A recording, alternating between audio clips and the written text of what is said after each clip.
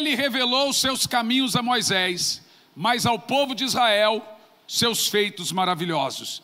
Eu já li esse texto muitas vezes, já o mencionei muitas vezes, mas esses dias eu estava reexaminando ele, e para mim não ficou a palavra, na minha cabeça não ficou a palavra poder ou feitos. A palavra que ficou na minha cabeça é caminhos. Que caminho o Senhor revelou a Moisés? Porque presta atenção, no contexto aqui o povo de Israel conheceu apenas o poder de Deus. Pode parecer muito, mas é pouco. Eles se limitaram a conhecer o poder, a maravilha. E diz, ele revelou o seu poder, as suas maravilhas, os seus feitos a Israel. Mas a Moisés revelou os seus caminhos. Você sabe qual é a diferença? Você pode passar por toda a vida cristã sem conhecer de fato os caminhos do Senhor. O que mais vemos aí são crentes que não conhecem os caminhos de Deus. Ficar apenas na esfera dos milagres, ficar apenas na esfera das maravilhas, na esfera das curas, na esfera dos testemunhos, mas não ter uma profunda intimidade e clareza do Senhor. É o que mais nós vemos, são crentes que contam seus testemunhos, mas não estão com intimidade, não conhecem os caminhos do Senhor. E esse é o nível muito mais profundo. Ficar na esfera do poder de Deus já é uma missão duríssima, gente. Receber as coisas de Deus, ser curado, contar testemunho, isso é poderoso. Agora, porém, imagine andar com Deus. A Bíblia diz que Enoque andou com Deus e Deus o tomou para si. Ele conseguiu encontrar os caminhos de Deus.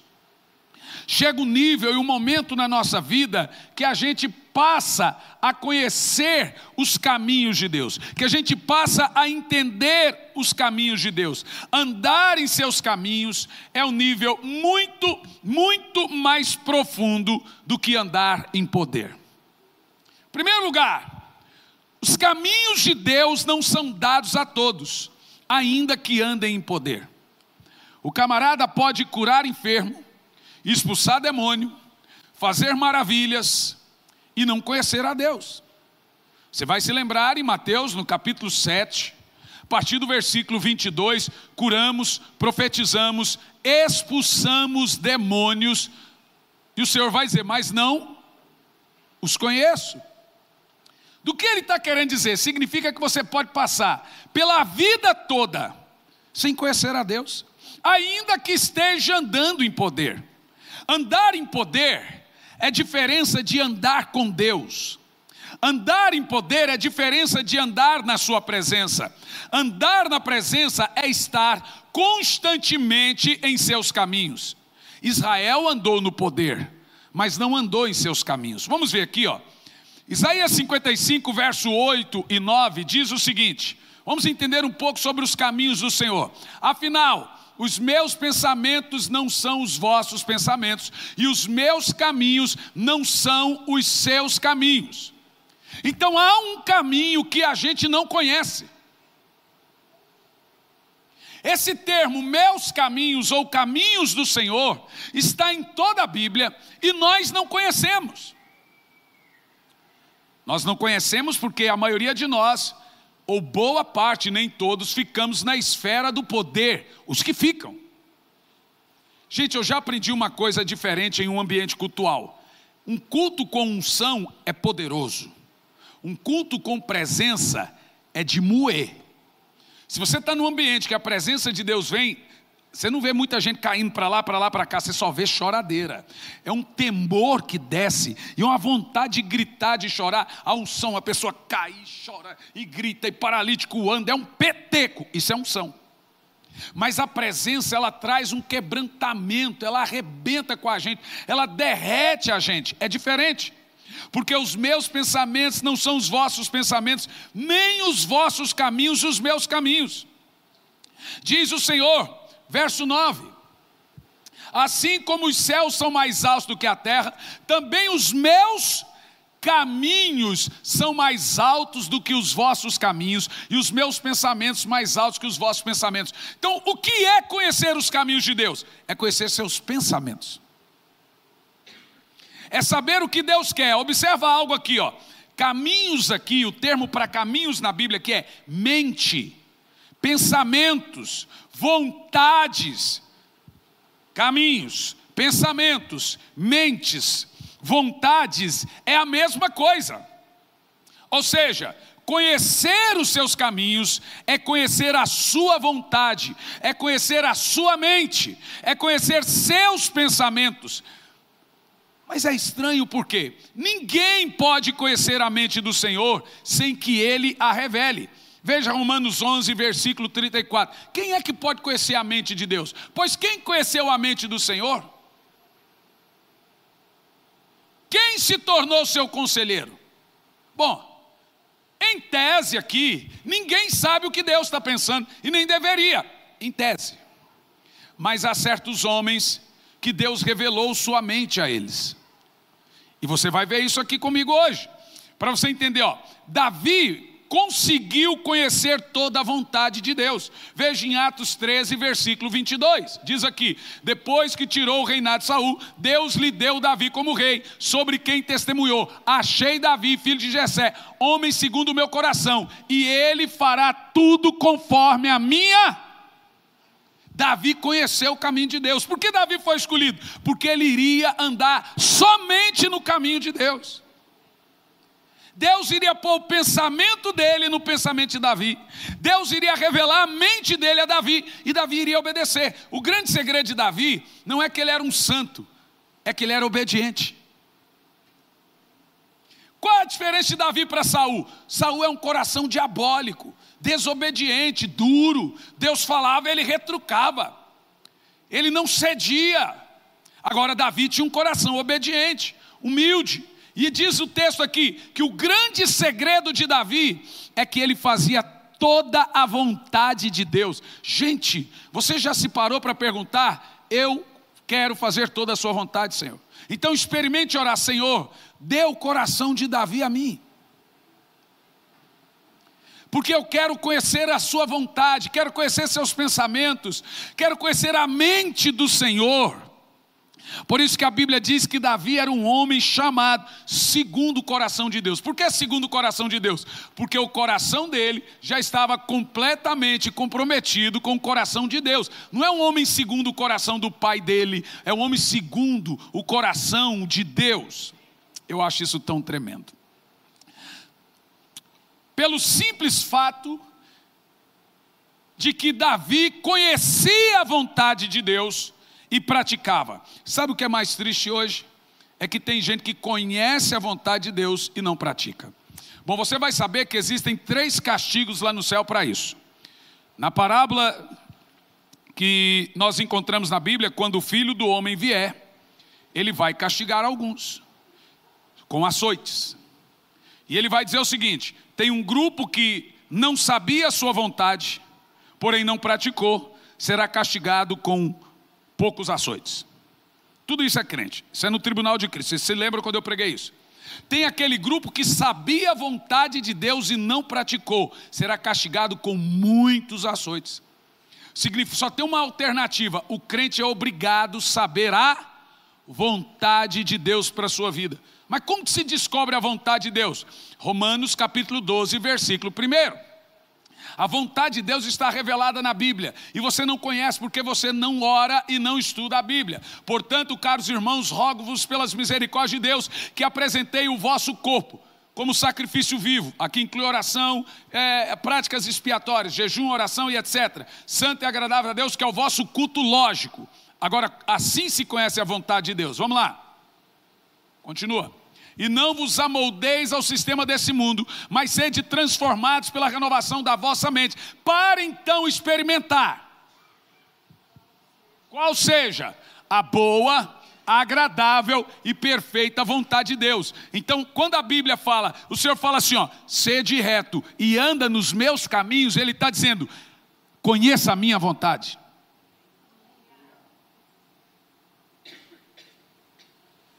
é obrigatório de cada crente que, primeiro, não se amolde. A palavra se amoldar ali é o termo para calçar sapato. O que Deus está dizendo para o seu povo é: não põe o pé nesse sapato chamado mundo. Esse sapato não é para o teu número. Ele diz: não se amolde a esse sapato chamado mundo, muito pelo contrário, sede transformados pela renovação da vossa mente. E aí, primeiro, se apresenta o culto, sua vida, como sacrifício santo agradável a Deus. Oferecer-se ao Senhor como sacrifício ao Senhor. Ofícios expiatórios, culto sacrificial, orando, se consagrando, buscando ao Senhor. E aí então você tira o pé do mundo. Aí você vai passar a experimentar os caminhos de Deus, que é a boa, perfeita e vontade do Senhor para a sua vida. É o que você ouviu de Davi aí. Davi era um homem segundo o coração de Deus, porque ele fazia toda a vontade de Deus. Você tem feito toda a vontade de Deus? Mas pastor, eu não sei qual que é, pois você deveria saber. Aí surge uma outra pergunta ainda mais interessante. Conhecia Moisés e Davi a mente do Senhor? Os caminhos do Senhor? Vejamos em Êxodo 33, 13. Êxodo 33 e 13. Agora, portanto, se me vês com agrado, mostra-me o teu. Veja que Moisés não falou: mostra-me os teus milagres. Mostra-me os teus caminhos. Moisés estava falando assim: eu quero saber o que está na sua mente, Senhor. Quero saber o que o Senhor está pensando em fazer. A palavra caminho aqui é direção. Qual a ideia que o Senhor tem? A mesma coisa que você chegar para mim e falar: pastor, o que o Senhor pensa para o meu ministério o ano que vem? Qual é o seu caminho? Eu queria saber qual é a sua vontade, pastor, para a minha vida. E aí eu vou ver se eu revelo ou não a você os meus caminhos. Mas eu posso revelar a você os meus talentos, posso mostrar a você que eu sou bom nisso, naquilo outro, estou revelando o meu poder. Agora, meus caminhos, gente, na minha casa só vai quem eu conheço demais. Na sua também, não é? Você tem que conhecer as pessoas para você andar com elas. Isso são os caminhos. Para viajar comigo, eu tenho que conhecer. Aí eu estou revelando o meu coração para as pessoas. Porque tem gente que se descobre seus defeitos, elas deixam de te amar. E se você andar comigo por causa das minhas qualidades, você vai me abandonar quando conhecer meus defeitos. Então você tem que saber para quem você desnuda a sua alma, para quem você revela seus caminhos. O texto aqui diz: Moisés fala: agora, pois, se achei graça em teus olhos, rogo-te, me faça saber nesse momento o teu caminho. E o texto continua dizendo: por que Moisés queria saber o caminho de Deus? A fim de que eu te conheça ainda mais. Se você não souber o caminho de Deus para a sua vida, você não o conhece. O grande segredo da intimidade é conhecer os caminhos do Senhor. E esses caminhos do Senhor não são revelados a qualquer um. Como nós aprendemos aqui, eu revelei meu poder para Israel, mas para Moisés revelei o meu caminho. Eu acho isso tão... E agora olha a promessa. A promessa. A fim de que eu te conheça ainda mais e continue sendo agraciado com a tua misericórdia. Lembra-te de que essa nação é o teu povo. Olha o resto do texto.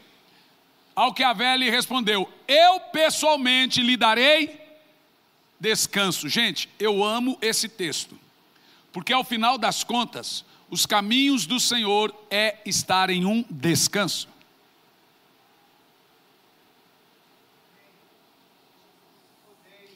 Quem não conhece o caminho de Deus, não conhece a vontade de Deus, não tem descanso para a alma. Você quer ver uma alma mais conflituosa do que uma alma que não sabe a vontade de Deus para a sua vida? O que Deus quer para mim? Não sei se caso, se eu compro uma bicicleta, será que... E a gente toma decisão sem orar, sem saber se era da vontade de Deus. Qualquer decisão que você tomar, sem saber se era da vontade de Deus, pode custar muito caro. Tem gente que fala: pastor, eu vou sair da igreja. Eu pergunto: você orou? Ele fala: sim. Falei: e mente também. Então o que Deus falou para você quando você orou, você sai da igreja? Não falou nada. Então você está saindo antes dele falar? Se Deus não falou para você sair, Ele já falou para você ficar. Ele não precisa vir falar saia, Ele precisa vir falar, Ele não precisa vir falar fique, Ele precisa vir falar saia. Porque você já tem o sim para ficar, você precisa do sim é para sair. Mas você já percebeu que ninguém hoje ora mais para isso? E agora eles viram, e aí existe um espírito que entra na cabeça das pessoas, que é o do peregrino espiritual. Como ele não criou raiz e Deus é um Deus de aliança, ele não consegue parar. Ele não se adapta. Você tem que criar raiz.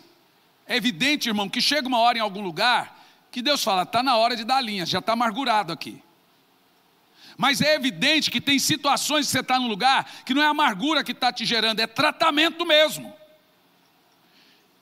E Deus está treinando e tratando você, tratando a sua alma.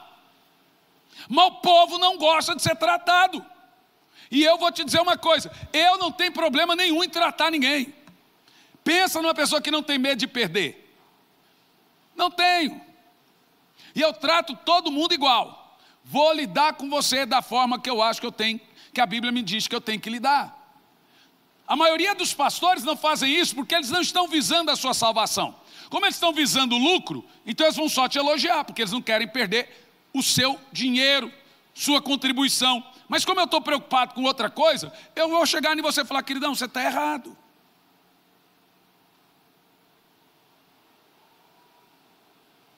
Nós precisamos entender, olha o que diz o texto. O Senhor diz a Moisés, irá a minha presença diante de ti e lhe darei descanso. Então o termo presença de Deus e caminho de Deus é a mesma coisa. Quando você fala, a presença de Deus está aqui, significa que o caminho dele foi revelado. Moisés pediu, quero conhecer seu caminho. Deus falou, então minha presença vai com você. Em outras palavras, é o termo mais intimista de toda a Bíblia. Conhecer os caminhos de Deus. Observa, conhecer os caminhos de Deus é conhecer a sua mente, seus pensamentos, sua vontade, é conhecê-lo de fato. Significa que você pode passar pela vida cristã sem ter uma profunda revelação do Senhor. E por quê? Porque existe um preço para tudo, gente. Para ser salvo, você precisa crer em Jesus e entregar a sua vida a Ele. Esse é o preço. Para andar no sobrenatural de sinais e milagres, precisa agir com fé e com base no nome de Jesus. Tem que ter fé, e os sinais seguirão os que creem. Esse é o preço. E em meu nome farão milagres e maravilhas. Esse é o preço. Mas tem um nível. Um último nível, um mais poderoso nível, um ardente nível, um nível que nem todos chegaram, porque as pessoas não querem obedecer, não querem fazer a vontade de Deus, querem fazer as suas. E quando você conhece o caminho do Senhor, acabou a sua vontade. Esse é o nível dos pensamentos e caminhos do Senhor. Lembra? O Senhor mesmo disse, meus caminhos, meus pensamentos são mais altos do que os seus. Ele está dizendo que para você chegar a esse nível, você tem que elevar, não é diminuir, porque os caminhos dele são mais altos, não são mais baixos. Para você chegar ao nível do caminho de Deus, você tem que elevar os seus caminhos. Para você chegar ao nível dos pensamentos de Deus, você tem que elevar os seus pensamentos. Não é possível, gente, você alcançar os caminhos de Deus sem subir a presença dEle. E só sobe a presença de Deus descendo na sua. Engraçado que com Deus só sobe descendo. Só é exaltado se humilhando. Só caminha de joelho. Então o segredo para o alto é mais baixo. Quanto mais baixo, mais alto você estará. Ou seja, é um outro nível, é o nível da sua mente, é o nível de seus caminhos, é o nível de sua vontade. Em terceiro lugar, a Bíblia manda cada um conhecer os caminhos do Senhor. Então veja, em primeiro lugar, Os caminhos do Senhor são mais altos do que os nossos. Os pensamentos do Senhor são mais altos do que os nossos. É algo sobrenatural, é algo surpreendente. No entanto, como conhecer os caminhos do Senhor? Vamos entender isso, Salmo 128, versículo 1. Bem-aventurado aquele que teme ao Senhor e busca andar nos seus caminhos. Uau! Isso é poderoso ou não é, gente?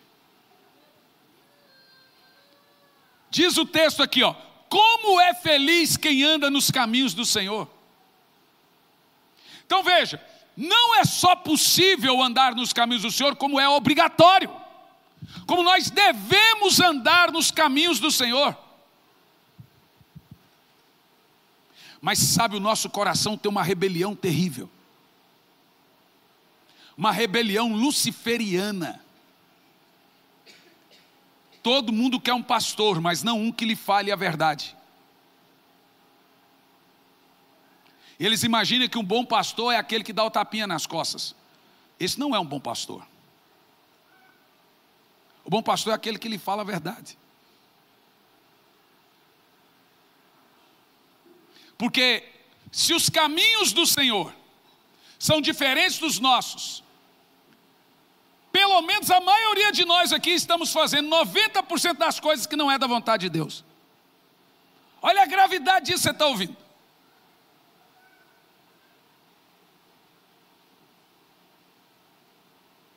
Aí não adianta chorar o leite derramado, irmão. E assim, quando você sai da vontade de Deus, tudo começa a dar errado na vida.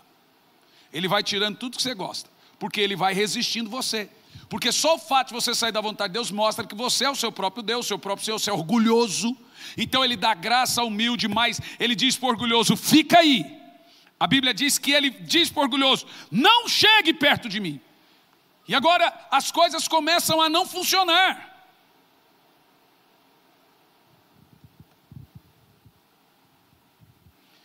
Para conhecer os caminhos do Senhor, gente, o preço é a profunda intimidade com Ele. Primeiro que a Bíblia já diz, como é feliz quem conhece a vontade, os caminhos, a mente e o pensamento de Deus. De fato, veja, eu não recebi nenhuma colheita da oferta que fiz.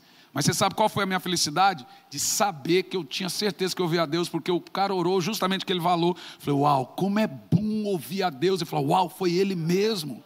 Aí te dá um prazer, um senso assim, uau, meu coração está entendendo a vontade de Deus. Depois de 42 anos, depois de velha, vai acertando.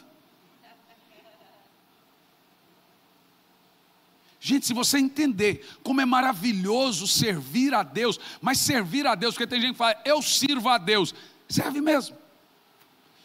Na verdade, alguns servem a seu ventre, serve a sua vontade, serve a seus interesses. Tudo vai bem até que seu ego seja ferido, e está servindo a Ele.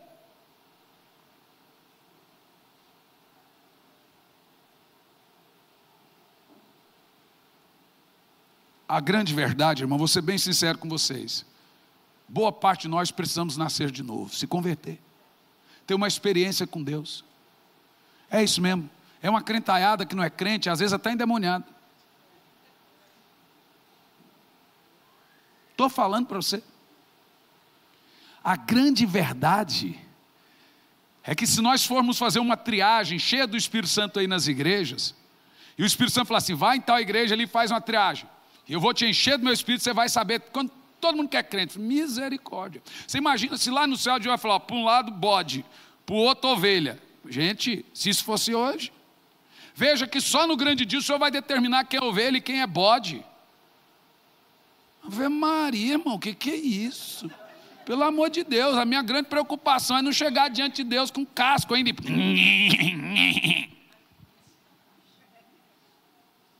É uns crentes cascudos, gente, que tem uma dificuldade em se humilhar. Quanto mais se humilha, mais é exaltado. Ninguém erra em se humilhar. tem uma dificuldade em orar antes de tomar decisão. A gente toma as decisões de forma afoita. Nunca tome uma decisão quando você estiver muito eufórico, feliz, e nunca tome uma decisão quando você estiver muito nervoso, muito bravo.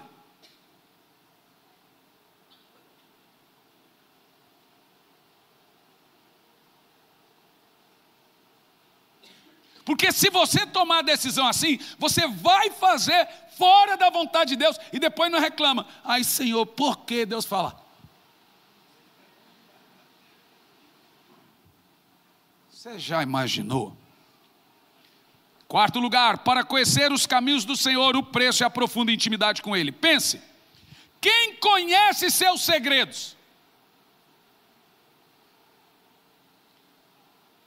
Para quem você contaria os seus mais profundos segredos? Segredo é para a gente intimar. Por que que Deus tem que contar e revelar os caminhos dele a você se você não é íntimo dele? Você sabe qual é a única oração que chega no céu? Romanos capítulo 8, versículo 26 e 27. Só tem uma oração que Deus vai ouvir, é aquela alinhada com a vontade de Deus. Do mesmo modo, o Espírito nos auxilia em nossa fraqueza, porque não sabemos como orar. Olha aí o que você precisa. No entanto, o próprio Espírito intercede por nós com gemidos difíceis de ser expressos por meio de palavras. Olha o resto do texto. E aquele que sonda os corações conhece perfeitamente a intenção do Espírito. Ou seja, os caminhos de Deus. O Espírito Santo conhece os caminhos. Portanto, o Espírito ora pelos santos em conformidade com a vontade de Deus. Ou seja, a única oração que Deus vai ouvir de fato é aquela que o Espírito Santo levou. E a única oração que o Espírito Santo leva é aquela em conformidade com os seus caminhos, pensamentos e vontades. Está aí a resposta porque suas orações não são respondidas. Porque elas não estão de acordo com a vontade de Deus. Quem conhece esses seus segredos? Para quem Deus contaria os seus segredos mais íntimos e profundos? Notem, a Bíblia afirma que Abraão era amigo de Deus. Uau! Dá uma santa inveja. Senhor, nós somos brother, somos amigos. Então Deus chegar num cara e falar assim, ó, nós somos truta. Entendeu, moro? Nós somos truta.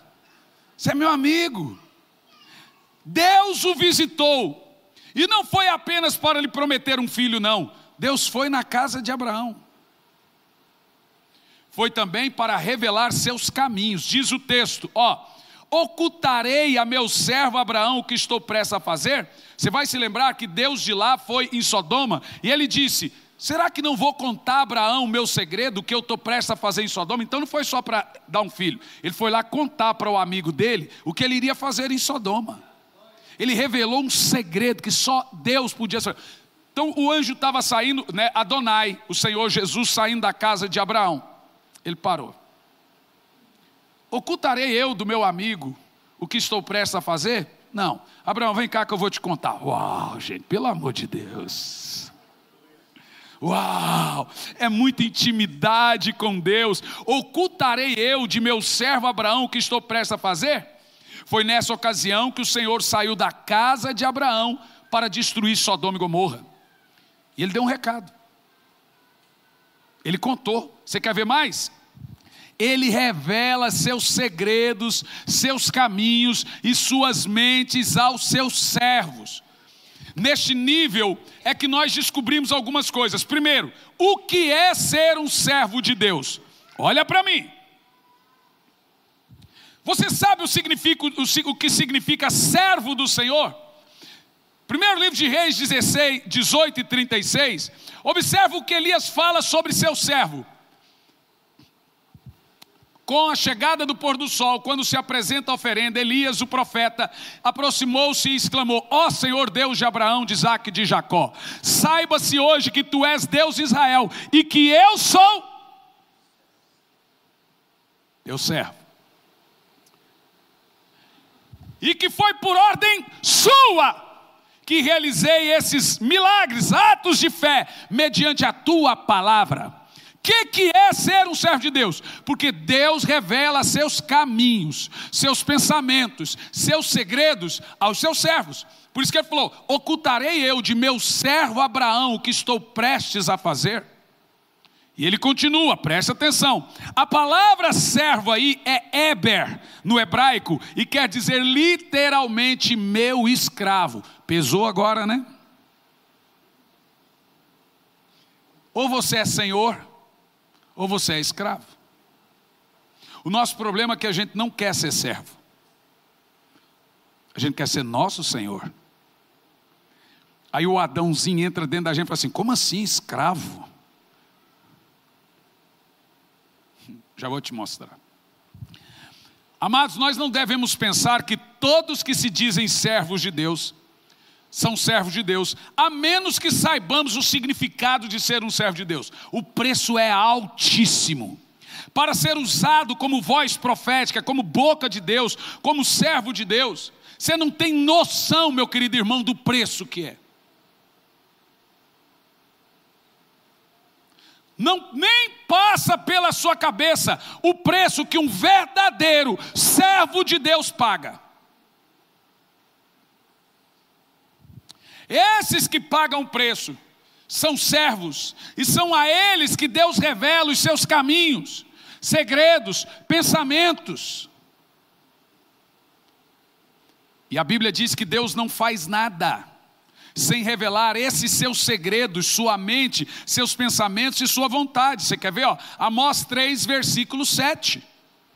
Com certeza o Senhor soberano não realizará nada sobre a terra. Eu pego esse texto. Ocultarei eu de meu servo Abraão que estou prestes a fazer. Olha que Deus não tem obrigação, mas Ele ama dar satisfação aos seus servos. Isso é um critério dele. Ele não é obrigado. Mas ele diz: não farei nada sobre a terra, antes de primeiro revelar. Coloque aqui a palavra desígnio, pensamento, caminho, vontade. Revelar meus caminhos aos seus servos, os escolhidos, os profetas. Oh, racalaba, xerecantalaba.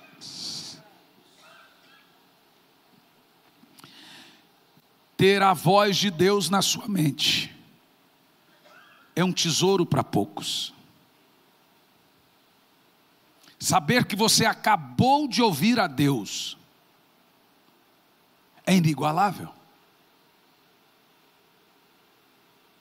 Está dizendo que Deus não faz nada sem antes dar uma boca, uma voz profética. Isso está em Malaquias capítulo 3 também. A primeira coisa que Deus faz é enviar o seu mensageiro na terra. Então Deus revela seus caminhos.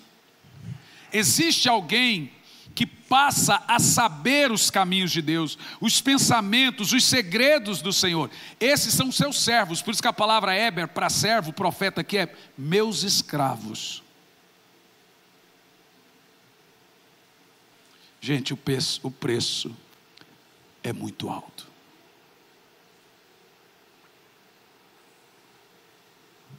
Mas você não precisa ser um profeta. Você não tem obrigação de ser um profeta. Você tem obrigação de obedecer. O negócio seu é obediência. O povo de Israel, 2 milhões de pessoas, não ouvia o que Moisés ouvia, mas eles tinham que obedecer.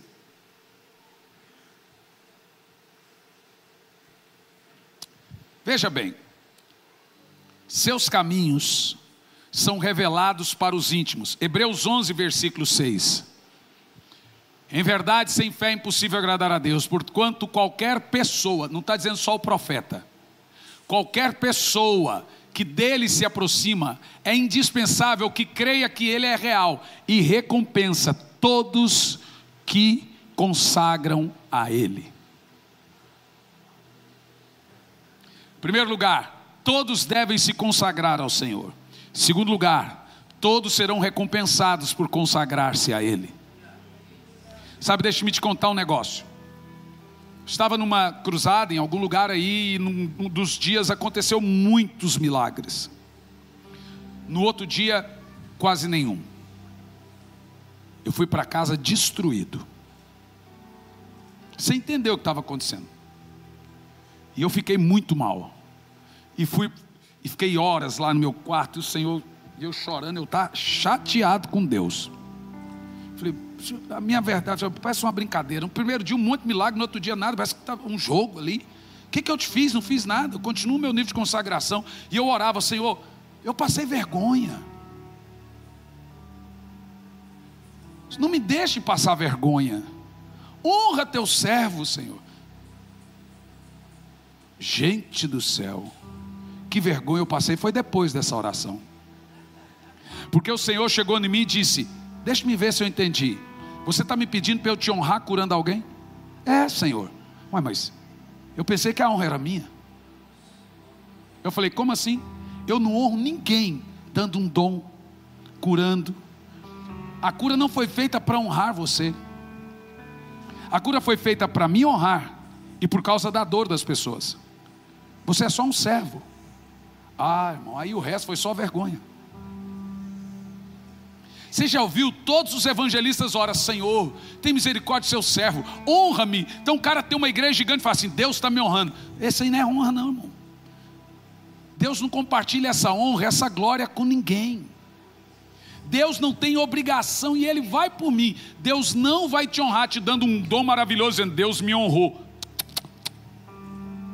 Para com essa besteira. A questão da cura está ligada à integridade de Deus, não à sua. É o nome dele, não o seu. É a glória dele, não a sua. Então veja, por que você ficou com vergonha porque alguém não foi curado? Eu tinha que te dar uma lição, Hernani. Você tem que entender que a integridade é minha. Agora você vai lá hoje e você vai entender que o nome é meu, a glória é minha, a integridade é minha. E pare de se frustrar. Então fui, aí o fogo desceu. Nunca mais subi para pregar dizendo: Senhor, honra teu servo. Como assim? A honra do teu servo já te dei. Te dei uma linda esposa, filhos maravilhosos, uma casa abençoada. Está isso a honra. E tem mais no céu. Agora eu vou te dar dom de cura, e isso é honra. Vou te dar uma grande igreja. Não, isso não é honra não. Isso é minha honra, é minha glória. Mas normalmente você vê as pessoas dizendo: Senhor, honra teu servo, não envergonha teu servo. É tudo ego, gente. É ego puro, mas não é na maldade. A gente pensa que, Senhor, como que pode? A pessoa não foi curada, você está com vergonha. Senhor, me honra agora levantando esse paralítico. Como assim, cara? Como vou te honrar fazendo um milagre? Não é a sua integridade, é a minha. Por isso que a Bíblia diz que existe recompensa, mas não é esse tipo de recompensa que você pensa. Seu ministério não é recompensa para você. O dom que Deus te deu não é honra para você. Ah, minha célula explodiu, cresceu, estou sendo honrado. Não está não, essa honra ainda é dele. A sua honra é bênção na sua família, prosperidade na sua família, saúde, aí é honra. Ali, tudo que acontece no ministério é a honra dele, glória dele, louvor dele, tudo. Pare!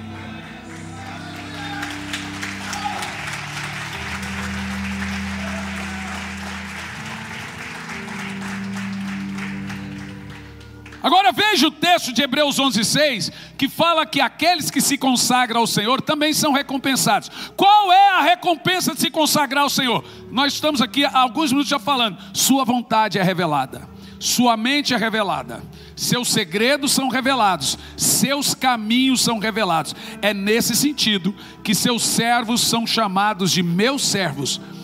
Por isso tem algumas coisas que existe aqui que eu gostaria de mostrar a você. Já falei, mas vou terminar repetindo. O turno da oração do servo é diferente do turno da oração de qualquer outro. Estou te falando, gente, o preço é muito alto, mas é maravilhoso. O fardo é altíssimo. Mas sabe, dói quando você está em oração, orando o nome de uma pessoa na oração, e depois ela vem falar: porque eu não sei se eu vou ficar na igreja. Eu estou isso, aquilo outro. Você fala assim: uau. As pessoas não veem o preço que você está pagando usando o nome delas na oração. E aí você volta para a cruz e fala: Senhor, Fala, continua orando. Eu fico imaginando Moisés, ele tinha 2 milhões no seu rebanho. Imagina o coitado de Moisés. Deus devia dar uma força mental, emocional para Moisés, sobrenatural, gente. Imagina a emoção desse cara. Nós precisamos entender, olha esse texto de Jeremias 44:4 na Ferreira de Almeida. Por favor, não põe aqui, James, Ferreira de Almeida, Jeremias 44:4. Olhe bem para mim aqui, deixe-me te dizer. Existe um turno na Bíblia chamado turno da revelação e da visitação. Então guarda o que eu vou te dizer agora. Eu enviei todos os meus servos, os meus profetas. Leia lá. Agora, sabe o que eu acho tremendo nesse texto? É a palavra todos. Quer dizer que Deus não falou com nenhum profeta durante o dia.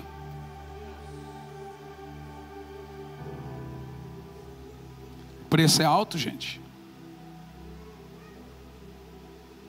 Jesus orava à madrugada. Presta atenção. Foi às 6 da manhã que Jacó venceu aquela luta com o anjo. 6 da manhã. Às 6 da manhã que o maná desceu.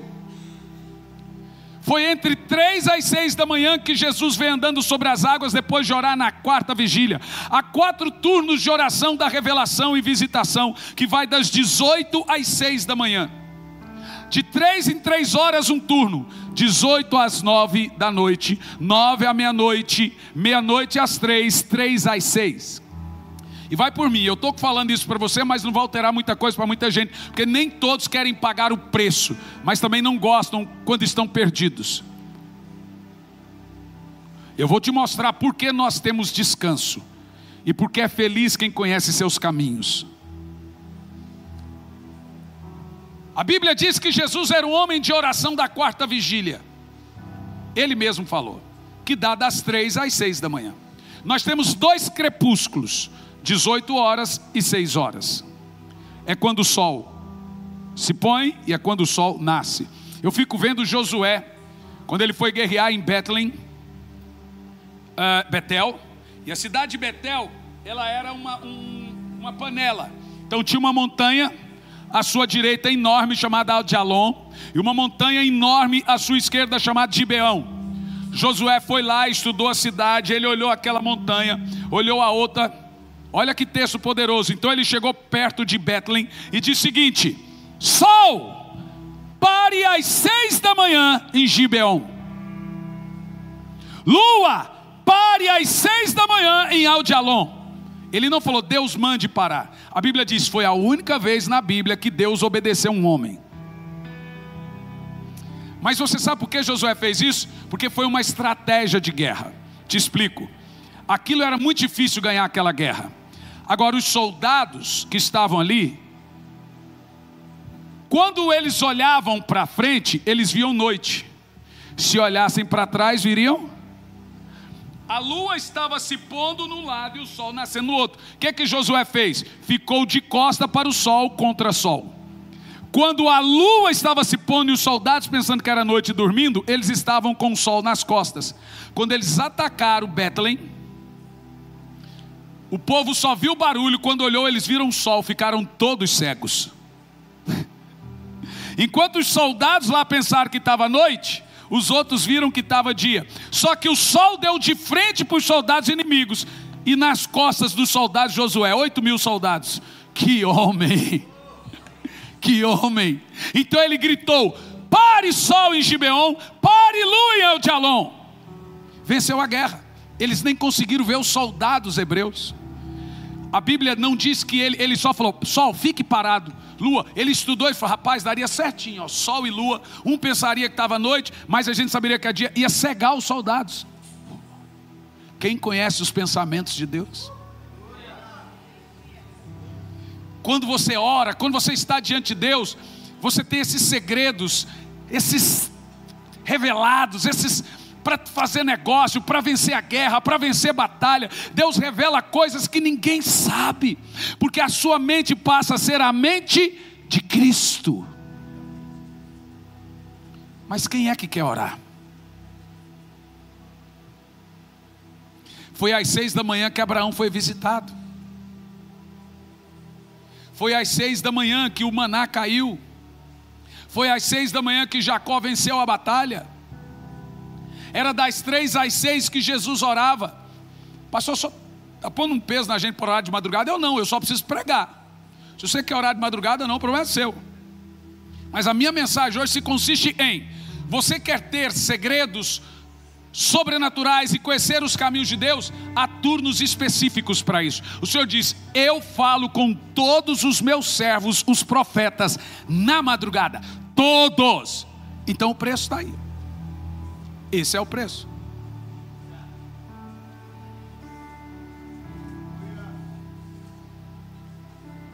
Esse é o momento em que temos revelações profundas da parte de Deus. Aí você ouve verdadeiramente a voz dele dentro da sua cabeça. Põe para mim o Salmo 91, por gentileza. Aquele que vive na habitação do Altíssimo. Põe Ferreira de Almeida mesmo. Eu gosto das duas versões. Aquele que habita no esconderijo. A palavra esconderijo ali é lugar secreto da oração. Aquele que vive no esconderijo do Altíssimo, a sombra do Onipotente descansa. Deixa congelado.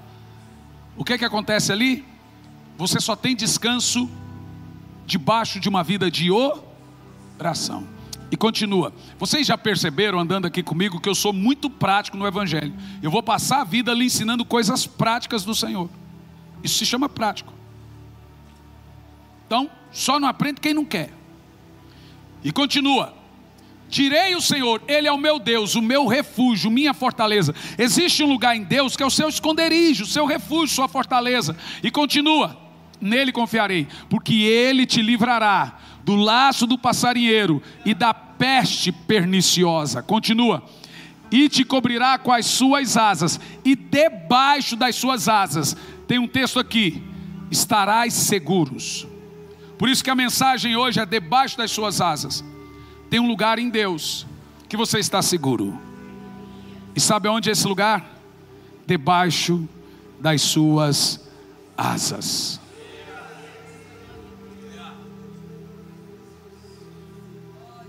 Somente debaixo das suas asas.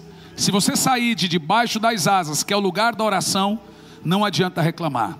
Ali você está seguro. Meus irmãos, igreja amada do Senhor, você que nos assiste de forma online, volte para as asas do Senhor.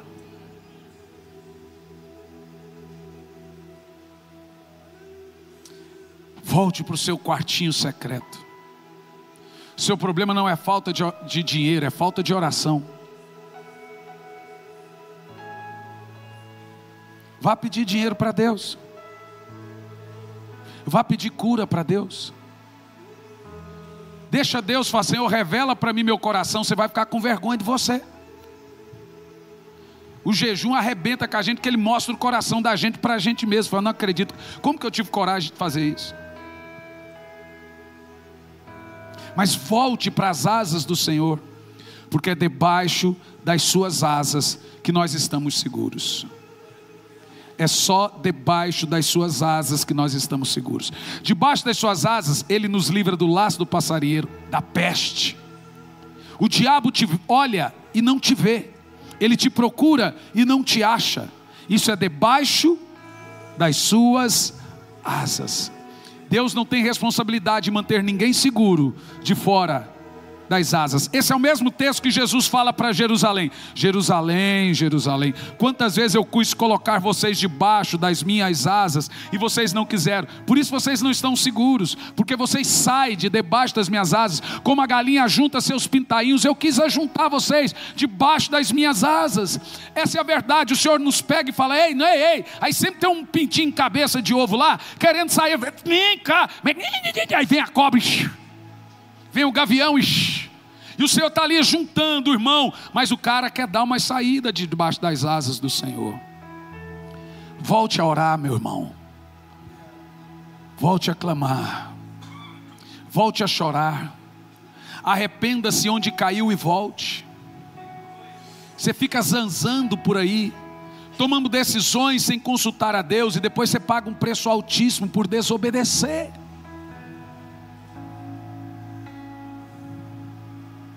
Aí, num culto como esse hoje, você sabe aonde você deveria ter obedecido e não obedeceu. É uma manhã de conserto, é uma manhã de arrependimento. Primeira coisa, nos arrepender de ter sido nosso Senhor, fazer a minha vontade, porque todo mundo que faz algo sem consultar a Deus está fazendo a sua. Porque se Deus não falou, significa não se mova, não faça nada. Se a nuvem não se movia, a gente continua acampado. Nós já tentamos sair daqui várias vezes, mas Deus falou, calma, não se mova. A gente só move quando a nuvem move. Que a gente faz as coisas, toma na cabeça, depois culpa Deus. Mas eu gostaria de dar uma chance. Pastor, eu vou me humilhar aqui hoje, sim. Eu vou reconhecer onde eu tenho errado. Mas eu vou diante do altar hoje, vou falar, Senhor, me perdoa. Eu vou procurar buscar a direção do Senhor. Espírito Santo, fala comigo sobre isso. Ele vai falar, gente. Primeira coisa, Ele dá paz no coração. Segundo, Ele fala através de um sonho, uma visão, uma profecia. Alguém vem dar uma palavra, um culto. Ele sempre fala. É você que é altroz demais. É você que é fugaz demais. E o nome disso é rebelião. Então você que quer propor ao Senhor um novo estilo de vida sua e Ele, vem à frente, se dobre, chore aqui diante do altar por alguns minutos. Pode vir.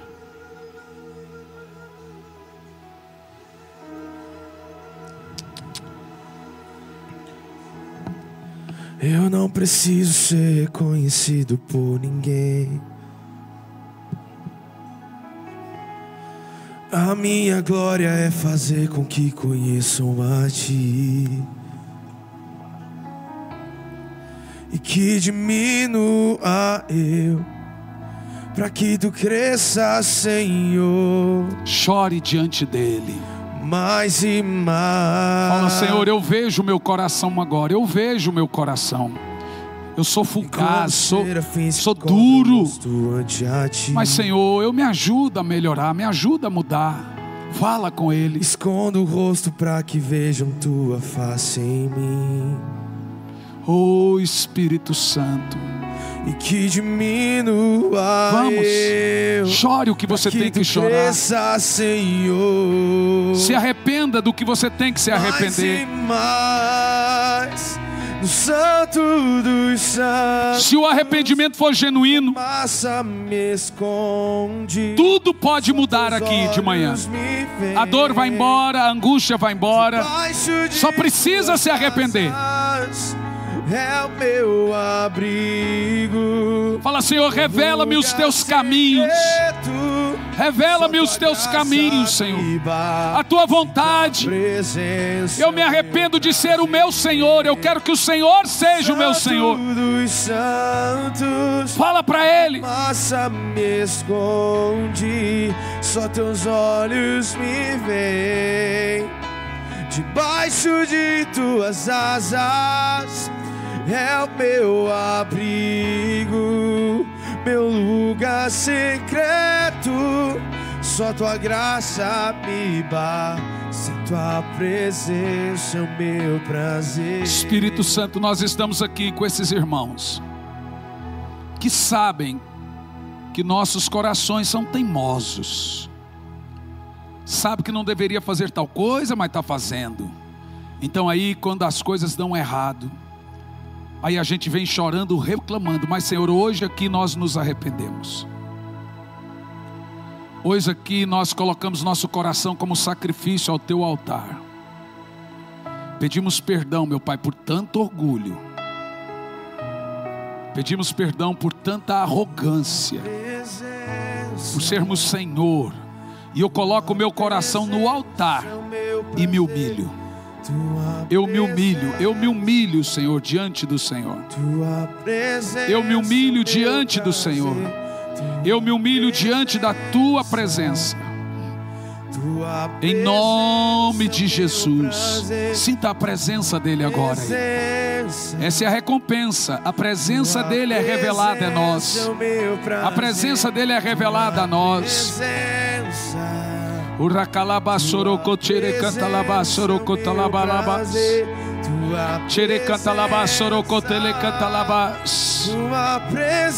Oh Espírito Santo, nós te amamos, Espírito Santo. Tua presença é o meu prazer.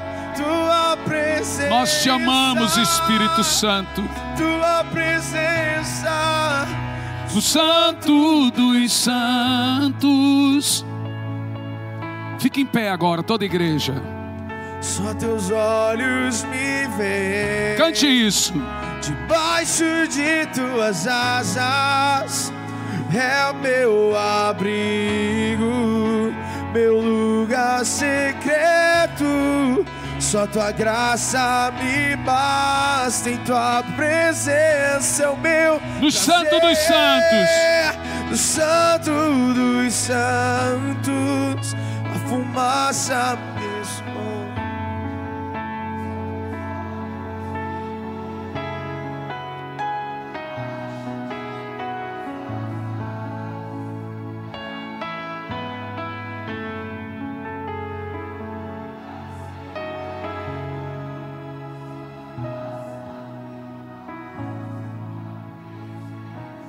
Aleluia, aleluia. Põe a sua mão em posição de receber. Vou te dar uma chave de mudança total. Você ora, se você deixa de orar amanhã, seu coração desvia de novo. Por isso que a oração é diária. Que a tendência é que você vai piorando, não é melhorando, é a carne. Assim como a carne vai morrendo, seu coração vai piorando. Então a gente ora para não piorar. Então a oração é diária. Se você não orar hoje, amanhã você já está pior de novo. Volta o orgulho, volta a desobediência, você vai perceber. Então, irmão, não deixeis, diz a Bíblia, de orar. Não abandone a oração diária. E a primeira coisa que você faz na oração é passar pela cruz e colocar diante do Senhor sua alma. Fala: Senhor, revela meu pecado, revela meu coração, fala comigo, Pai. E Ele vai revelar. E aí você vai melhorando. Mas se você orar um ano todo dia, todo ano, chegou em janeiro, primeiro, 2 de janeiro não orou, 1, 2, 3 de janeiro já orou, dia 4 de janeiro você já está ruim de novo. É o Adão, gente. Olá, meus queridos, aqui quem fala é Hernandes Santos, sou pastor, sou professor no Instituto Sabedoria e Graça e é disso que venho falar de você agora. Tem muita gente que tem muita vontade de fazer teologia, de concluir um curso em bacharelado em teologia de 2, 3, 4 anos e etc. Mas é muito difícil. Ainda mais se tratando que você tem que ir lá no curso, disponibilidade de horário, e vem as questões de valores. Eu fiz um levantamento por alto dos valores mensais de um curso livre de teologia. Fica na média aí de 500, 600, 700, 800 reais por mês que você paga durante todo o curso. O que nós fizemos? Disponibilizamos uma maneira de você fazer um curso.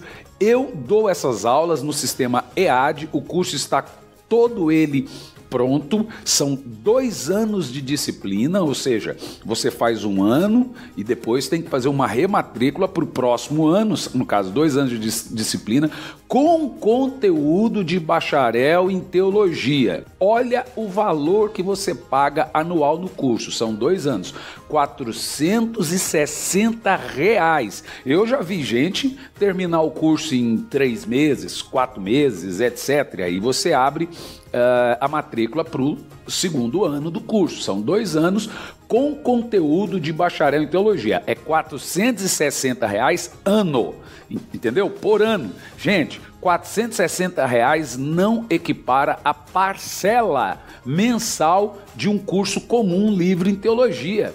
Um curso comum livre em teologia, a média é de 500 para mais por mês. Então você vai fazer R$460 o curso e eu estou dando a aula para você com conteúdo de bacharelado em teologia com o sistema EAD. O que é sistema EAD? A gente tira tudo aquilo que é pormenores e vai direto ao ponto. Então tem aula de 1 hora, tem aula de meia hora, tem aula de 15 minutos, tem aula de 20 minutos. Ou seja, tem todas as aulas da teologia sistemática e o certificado chega na sua casa se formando no Instituto Sabedoria e Graca. O que você pode fazer agora? Você vai entrar no site sabedoriaigraca.com, sabedoriaigraca.com, e você vai se inscrever no curso, passa o seu cartão. Tem bandeira de cartão que faz até em 12 vezes, tem bandeira de cartão que faz em 10, depende muito da sua bandeira. E aí você vai participar e fazer o curso conosco, sabedoriaigraca.com, curso de teologia, curso livre de teologia, com conteúdo de bacharelado em teologia. Espero você como meu aluno no Instituto Sabedoria e Graça. Entra no site sabedoriaigraca.com. Que Deus te abençoe.